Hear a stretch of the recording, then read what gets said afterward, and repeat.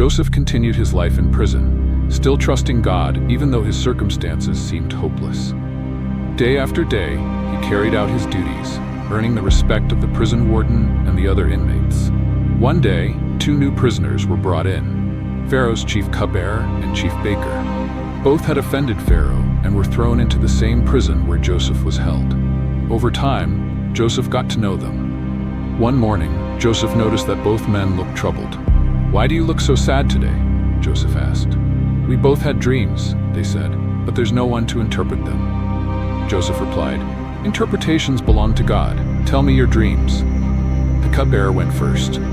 "In my dream," he said, "I saw a vine with 3 branches. It budded, blossomed, and its clusters ripened into grapes. I took the grapes, squeezed them into Pharaoh's cup, and placed the cup in his hand."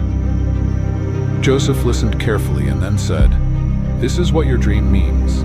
The 3 branches represent 3 days.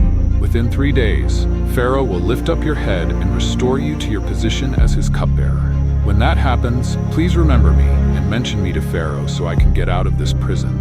The baker, encouraged by the good interpretation, shared his dream next. "In my dream," he said, "I had 3 baskets of bread on my head. The top basket was full of baked goods for Pharaoh, but birds were eating them." Joseph's face grew serious as he explained, "This is what your dream means. The 3 baskets represent 3 days. Within 3 days, Pharaoh will lift off your head and hang you on a tree, and the birds will eat your flesh."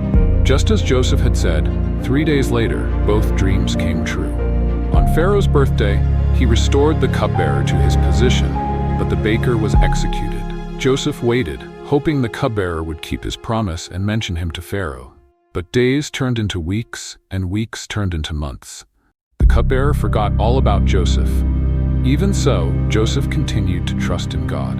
He didn't know it yet, but this delay was part of a much bigger plan. His time in prison wasn't wasted. It was preparing him for the moment when everything would change.